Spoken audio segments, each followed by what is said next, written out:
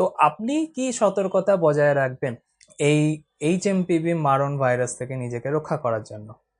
প্রথম, রেগুলার হাত ধোবেন soap and water দিয়ে। যে ক্ষেত্রে আপনি সোপ অ্যান্ড ওয়াটার ইউজ করতে পারছেন না, সেখানে আপনি অ্যালকোহল বেসড হ্যান্ড স্যানিটাইজার্স ভালো করে ইউজ করুন।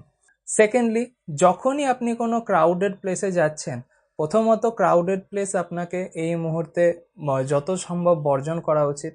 কিন্তু যদি কোনো কারণে আপনাকে যেতে হয়, সেখানে আপনাকে একটি সার্জিক্যাল মাস্ক, একটি 3 মিলিমিটার মাস্ক ইউজ করতে পারেন। যদি সেইটা ইউজ করার কোনো জায়গা না থাকে, তাহলে অ্যাটলিস্ট আপনি আপনার রুমাল অথবা কোনো কাপড় দিয়ে মুখটিকে ভালো করে ঢেকে নিতে হবে। থার্ডলি, এই সময় আপনার ইমিউনিটি প্রচুর পরিমাণে হাই রাখতে হবে, বিশেষ করে রেসপিরেটরি ইমিউনিটি, এবং তার জন্য আপনাকে কিছু খাদ্যাভ্যাস গ্রহণ করতে হবে।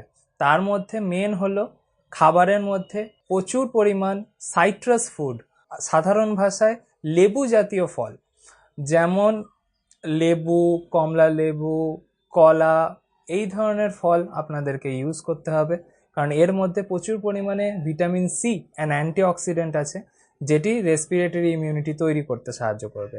এছাড়া খাবারের মধ্যে আপনি আদা, লবঙ্গ, হলুদ এবং রসুন ইউজ করতে পারেন।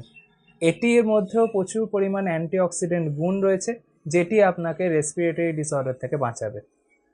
And last but not the least, আপনাকে কফিং এটিকেট বজায় রাখতে হবে।